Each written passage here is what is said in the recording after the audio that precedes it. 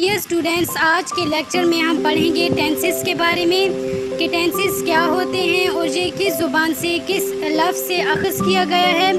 اس کے علاوہ ہم اس کی ٹینسز کی اقسامز پڑھیں گے اور پھر ہر قسم کی جو کہ مزید 4 اقسامز ہیں ان کے بارے میں ڈیٹیل سے پڑھیں گے تھرو ایگزامپلس کے۔ میری زیادہ سے زیادہ کوشش ہوگی کہ ٹینسز کے بارے میں آپ کی کوئی بھی کنفیوژن باقی نہ رہے، کیونکہ بچوں اس میں سیکھے بغیر آپ نہ ہی انگلش بول سکتے ہیں اور نہ ہی لکھ سکتے ہیں، اس لیے میں کوشش کروں گی کہ آپ کو میں آج ٹینسز کور کرتی جاؤں۔ تو چلیں ڈیئر اسٹوڈینٹس، ہم شروع کرتے ہیں ٹینسز۔ بچوں، جیسے کہ ہمیں پتہ ہے کہ ہم کوئی بھی عمل یا کوئی بھی جو کام سر انجام دیتے ہیں اس کا تعلق ڈائریکٹ یا انڈائریکٹ یعنی کہ بلا واسطہ یا بالواسطہ وقت سے ہوتا ہے، اور وقت کو انگریزی زبان میں ٹائم کہتے ہیں اور لاطینی زبان میں ٹیمپس کہتے ہیں۔ لفظ ٹینس جو ہے وہ لاطینی زبان کے لفظ ٹیمپس سے ماخوذ ہے۔ یہاں پہ ہمیں پتہ چلتا ہے کہ لفظ ٹینس جو ہے وہ لاطینی زبان کے لفظ ٹیمپس سے ماخوذ ہے، جس کے معنی ہے وقت۔ جس کے معنی کیا ہے؟ وقت یا زمانہ۔ جیسے کہ اسٹوڈنٹس ہمیں پتہ ہے کہ بنیادی زمانے یعنی ٹینسز 3 اقسام کے ہوتے ہیں۔ کتنے اقسام کے؟ 3 اقسام کے ہوتے ہیں۔ کون کون سے؟ نمبر 1 پہ ہوتا ہے پریزنٹ ٹینس، انگلش میں اسے کہتے ہیں پریزنٹ ٹینس یعنی موجودہ زمانہ، اور اردو میں اسے کہتے ہیں فی الحال۔ دوسرے نمبر پہ ہوتا ہے پاسٹ ٹینس، مطلب گزرا ہوا زمانہ۔ تیسرے نمبر پہ ہوتا ہے فیوچر ٹینس یعنی کہ آنے والا زمانہ، اور اسے ہم اردو میں کہیں گے فعل مستقبل یعنی کہ آنے والا۔ اب ہم ان تینوں ٹینسز کی مزید آگے 4 اقسام ہیں جو کہ اسے ہم نیچے ڈیٹیل سے پڑھیں گے۔ کائنڈز آف ٹینسز، زمانے کی اقسام۔ پہلی قسم اس کی ہوتی ہے انڈیفینٹ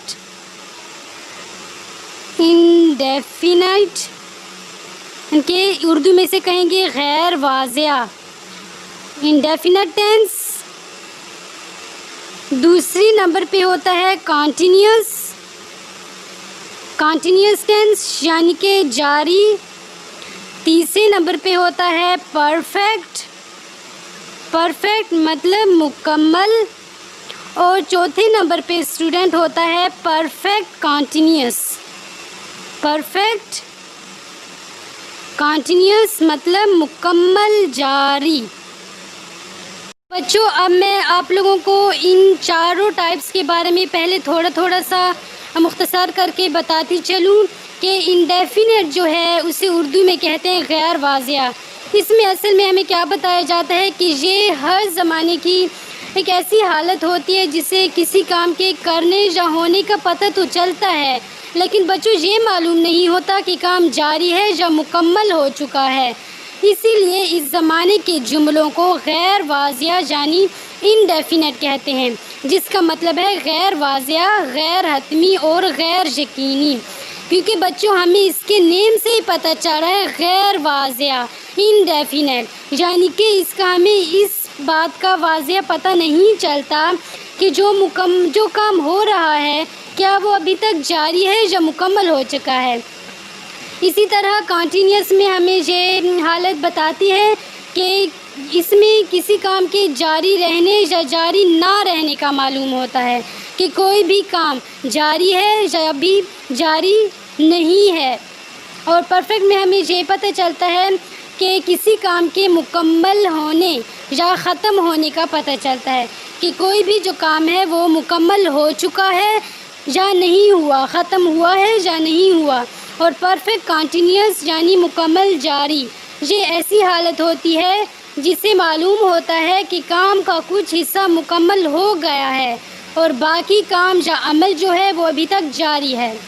اب ہم ان زمانوں کی تفصیل ڈیٹیل سے پڑھتے ہیں۔ تو چلو اسٹوڈینٹس اب بڑھتے ہیں اپنے ٹاپک کی طرح۔ اب ہم سمجھتے ہیں اسٹیپ بائی اسٹیپ ایک ایک ٹینس کو، جو کہ 4 تھے۔ پہلے ہم سمجھیں گے پریزنٹ ٹینس کو۔ اس کا پہلا ٹینس ہے پریزنٹ انڈیفینٹ ٹینس یا پریزنٹ سمپل ٹینس، یعنی کہ فعل حال مطلق۔ تو اس میں اگر انگلش میں ہم اس کی ڈیفینیشن کو دیکھیں تو کچھ یوں ہم لکھیں گے کہ the tense of verb which shows the present time of an action is called present tense۔ مطلب کیا ہے کہ کسی بھی کام کا کرنا ہونا جو ہے وہ اگر موجودہ زمانہ میں پایا جائے تو اسے ہم فعل حال مطلق کہتے ہیں۔ مثلاً اگر میں کہوں کہ میں خط لکھتا ہوں تو اس میں میں خط لکھتا ہوں یعنی کہ وہ بھی لکھتا ہے، حال کی بات ہو رہی ہے۔ انگلش میں ہم اس کی ایگزامپل یوں لکھیں گے آئی رائٹ اے لیٹر۔ سیکنڈ ایگزامپل ہے تم گانا گاتے ہو، یو سنگ اے سانگ، وہ اپنے بھائی سے پیار کرتا ہے، ہی لوز ہز بردر۔ اب بچوں ہم اس میں دیکھیں گے کہ ہمیں اگر کوئی بھی جملہ جو ہے وہ اردو میں دیا جائے تو ہمیں کیسے پتہ چلے گا کہ یہ پریزنٹ انڈیفینٹ ہے، پاسٹ ہے، فیوچر ہے یا کوئی اور ٹینس ہے۔ تو اردو میں اس کی سب سے بڑی پہچان شناخت جو ہے وہ یہ ہے کہ کوئی بھی اگر اردو کا فقرہ ہے تو وہ اگر اس کا اینڈ ہو رہا ہے تا ہے، تی ہے، تے ہے، یا تا ہوں، تی ہوں، تے ہو پہ، تو اس سے ہمیں پتہ چلے گا کہ یہ ٹینس پریزنٹ انڈیفینٹ یا پریزنٹ سمپل ٹینس ہے۔ یہ تو بچوں میں نے بتایا کہ اردو میں پہچان کیسے ہوگی۔ اب اگر ہمیں کوئی انگلش میں جملہ دیا جائے اور بتایا جائے اور پوچھا جائے کہ بتائیں بھائی یہ کون سا ٹینس ہے، تو اس کے لیے ہم بچوں یہ دیکھیں گے کہ اگر اس میں سبجیکٹ ہو اور اس کے ساتھ فرسٹ فارم آف ورب لازمی ہو، فرسٹ فارم آف ورب ہو یا فرسٹ فارم آف ورب کے ساتھ ایس یا ای ایس کا اضافہ ہو، تو اس 2 باتوں سے ہمیں پتہ چلے گا کہ یہ پریزنٹ سمپل ٹینس ہے۔ اب بچوں ہم اس کا اسٹرکچر انگلش میں کیسے اردو کے ٹینس کو کنورٹ کریں گے انگلش میں، تو اس کے لیے میں آپ کو ایک فارمولہ بتاتی ہوں۔ اس کا اسٹرکچر ہے کہ پہلے ہم سبجیکٹ لکھیں گے جس کو میں نے ایس سے شو کیا ہے، پھر ہم فرسٹ فارم آف ورب لکھیں گے۔ اس کے لیے جو ضروری ہے وہ یہ ہے کہ اس میں فرسٹ فارم آف ورب ہونا چاہیے اور فرسٹ فارم آف ورب کے ساتھ ایس یا ای ایس کا اضافہ کیا جائے گا، اور پھر اس ورب کے بعد ہم آبجیکٹ کو لکھیں گے۔ آبجیکٹ کو میں نے او سے شو کیا ہے۔ تو اسٹوڈنٹس اب سوال پیدا ہوتا ہے کہ ہمیں کیسے پتہ چلے گا کہ اس ورب کے ساتھ ایس کا اضافہ کیا جائے گا یا ای ایس کا اضافہ کیا جائے گا، یا بالکل پھر نہ ہی ایس کا اضافہ کیا جائے اور نہ ہی ای ایس کا۔ تو اس کے لیے یہ بات ہے کہ اگر فاعل یعنی کہ سبجیکٹ جو ہے اگر وہ ہو ہی، شی، اٹ یا کوئی بھی واحد اسم ہو تو جو مثبت جملہ ہوگا اس میں فعل کی پہلی فارم کے ساتھ ایس یا ای ایس کا اضافہ کیا جاتا ہے۔ اگر subject he who, she who, it ہو یا کوئی بھی واحد اسم ہو تو بچوں اس کے ساتھ ہم پہلی فارم کے ساتھ ایس یا ای ایس کا اضافہ کریں گے۔ اس کے بعد بچوں یہ سوال پیدا ہوتا ہے کہ اب ہمیں کیسے پتہ چلے گا کہ جو سبجیکٹ ہے وہ تو ہے واحد اسم ہے یا ہی، شی، اٹ ہے، تو پھر میں نے کہا ایس یا ای ایس کا اضافہ، تو اس میں ہمیں مشکل ہوگی کہ ہمیں کیسے پتہ چلے گا ایس لگائیں یا ای ایس لگائیں۔ تو بچوں اس کے لیے یہ بات ہے کہ اگر جو ورب ہے اس کے جو آخری لفظ ہے اگر وہ ایکس ہو، او ہو، سی ایچ ہو، ڈبل ایس ہو یا ایس ایچ ہو تو پھر ہم اس ورب کے ساتھ ای ایس کا اضافہ کریں گے، اور اگر یہ 5 الفاظ نہیں ہیں تو پھر دوسری صورت میں ہم اس کے ساتھ ایس کا اضافہ کریں گے۔ اور دوسری بات یہ ہے کہ ہم وہ کون سی صورتحال ہوگی کہ نہ ہم ایس کا اضافہ کریں گے اور نہ ہی ای ایس کا، تو اس کے لیے ہے کہ اگر فاعل یعنی سبجیکٹ آئی، وی، یو، دے یا کوئی بھی جمع اسم ہو تو اس میں فعل کی پہلی فارم لگائیں گے، صرف پہلی فارم لگائیں گے، اس کے ساتھ ایس یا ای ایس کا اضافہ نہیں کریں گے۔ تو ڈیئر اسٹوڈنٹس اب میں یہ بات آپ لوگوں کو ایگزامپلس کے تھرو کلیئر کرتی جاؤں کہ اگر ہمارے پاس کوئی بھی اردو کا سینٹینس ہے جیسا کہ یہاں پہ ہے وہ اچھی کتابیں پڑھتا ہے۔ اب ہم نے اس سینٹینس کو انگلش میں چینج کرنا ہے، تو انگلش کے لیے میں نے آپ لوگوں کو اسٹرکچر بتایا تھا کہ پہلے ہم سبجیکٹ لکھیں گے، پھر فرسٹ فارم آف ورب، اس کے ساتھ ایس یا ای ایس کا اضافہ کریں گے اور پھر آبجیکٹ لکھیں گے۔ تو پہلے چونکہ ہم نے سبجیکٹ لکھنا ہے تو پہلے ہم اس میں سبجیکٹ کو چوز کریں گے، اس میں وہ اچھی کتابیں پڑھتا ہے۔ اب سبجیکٹ کیا ہوتا ہے؟ سبجیکٹ کو اردو میں کہتے ہیں فاعل۔ فاعل کیا ہوتا ہے؟ کام کرنے والا، یعنی کہ کون سا بندہ یا کون کام کر رہا ہے۔ تو اس جملے میں ہمیں پتہ چل کہ وہ کام کر رہا ہے، وہ پڑھتا ہے، تو وہ ہمارے پاس کیا ہے؟ سبجیکٹ۔ اب اسٹوڈنٹس سبجیکٹ کے بعد ہے ورب۔ ورب کیا ہوتا ہے؟ فعل۔ فعل ہوتا ہے کام، یعنی کہ اب وہ جو ہے وہ کام کون سا کر رہا ہے، اس میں پڑھتا ہے۔ پڑھتا ہے کو انگلش میں کیا کہتے ہیں؟ ریڈ۔ اب ورب ہمارے پاس آ گیا ریڈ، اس کے بعد ہے ایس یا ای ایس کا اضافہ کیا جائے گا۔ اب ہم کیا ایس کا اضافہ کریں یا ای ایس کا؟ تو ای ایس کی شرط تھی کہ اگر ورب کا اینڈ ایس ایچ سے ہو، سی ایچ سے ہو، ڈبل ایس سے ہو، او سے ہو یا ایکس سے ہو تو اس کے ساتھ ای ایس کا اضافہ کیا جائے گا۔ لیکن اس ورب کا اینڈ ڈی سے ہو رہا ہے تو اسے ہمیں پتہ چلتا ہے کہ ہم اس کے ساتھ ایس کا اضافہ کریں گے، تو یہ بن گئے ریڈس۔ بچوں اس کے بعد آتا ہے آبجیکٹ۔ آبجیکٹ کہتے ہیں مفعول کو، اور مفعول ہوتا ہے کہ کام، جس پر کام کیا جائے، کہ کون سا کام وہ کر رہا ہے، کس چیز پر کام کر رہا ہے، تو اس سے ہمیں پتہ چلتا ہے کہ وہ اچھی کتابیں پڑھتا ہے، کتابوں پر کام کیا جا رہا ہے، تو اس میں آبجیکٹ ہے اچھی کتابیں۔ اچھی کتابیں کی انگلش ہے گڈ بکس۔ تو بچوں اس طرح ہمارا ایک سینٹینس کمپلیٹ ہو گیا ہے کہ وہ اچھی کتابیں پڑھتا ہے، اس کی ٹرانسلیشن ہوگی ہی ریڈز گڈ بکس۔ اسی طرح دوسری اگزامپل ہے نجمہ کپڑے دھوتی ہے، تو اس میں پہلے ہم سبجیکٹ لکھیں گے، سبجیکٹ ہے نجمہ، نجمہ آ جائے گا، پھر ہے ورب، فرسٹ فارم لگائیں گے، ورب ہے دھوتی، دھونا، دھونا کو انگلش میں کہتے ہیں واش، پھر ایس یا ای ایس کا اضافہ، چونکہ اس کا اینڈ ایس ایچ سے ہوا ہے تو اس کے ساتھ ای ایس لگے گا تو واش بن جائے گا، پھر آبجیکٹ لگائیں گے، یعنی کہ کس چیز پر کام ہو رہا ہے، تو بچوں کپڑوں پر کام ہو رہا ہے اور کپڑوں کو انگلش میں کہتے ہیں کلوتھس، تو اس طرح ہمارا جملہ بن جائے گا نجمہ واش کلوتھس۔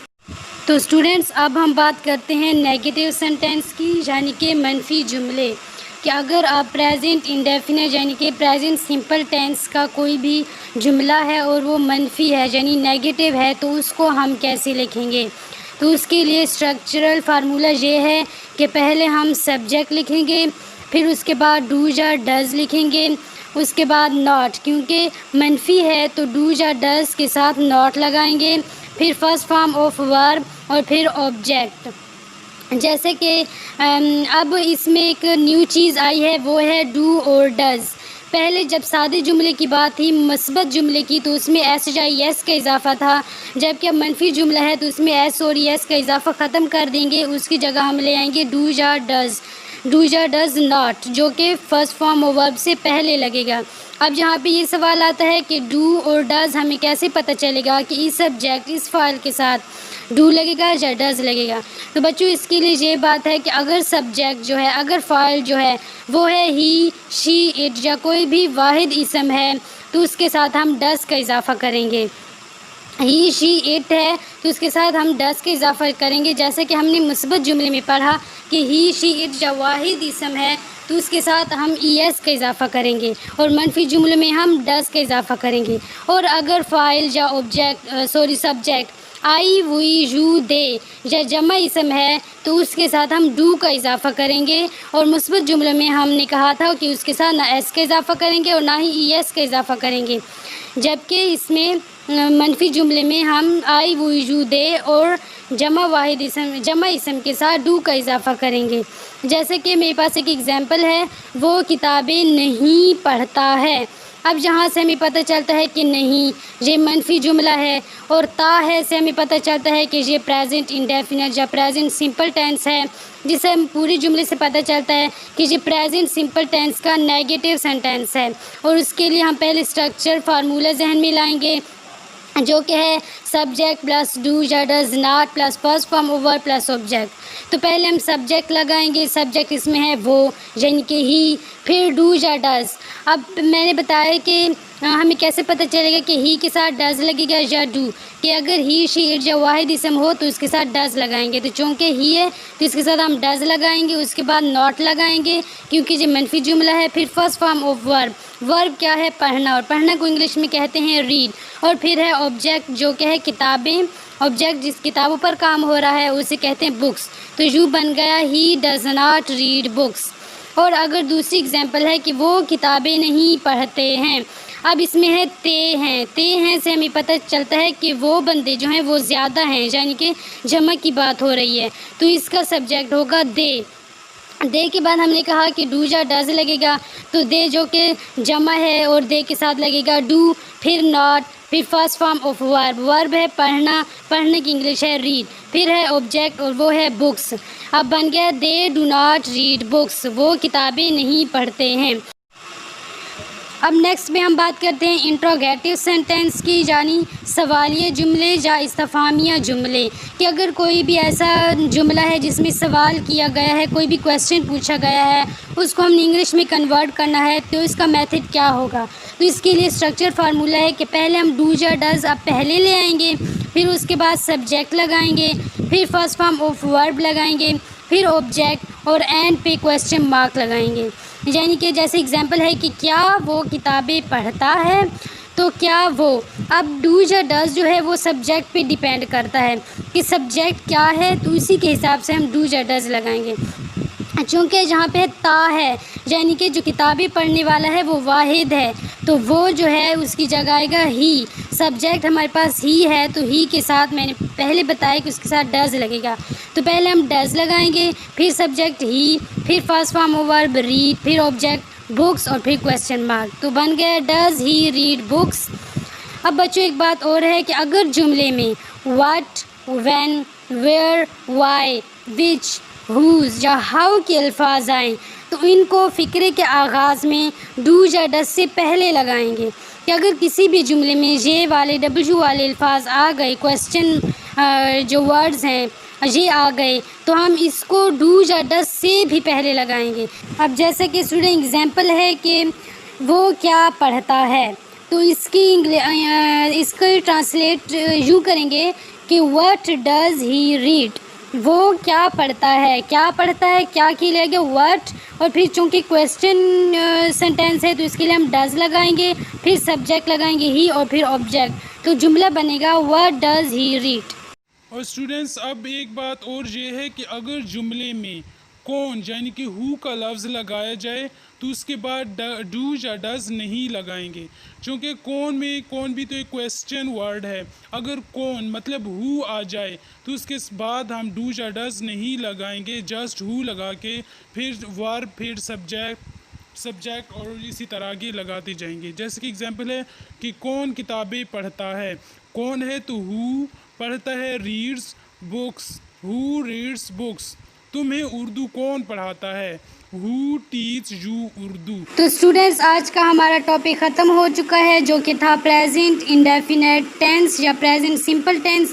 اس کا میں نے مثبت جملے بھی بتائے، پھر میں نے نیگیٹو سینٹینس یعنی منفی جملے بتائے، پھر میں نے انٹراگیٹو یعنی کہ سوالی جملے بتائے، اور اسی طرح میں نے ڈیٹیلز کے ساتھ بتائے۔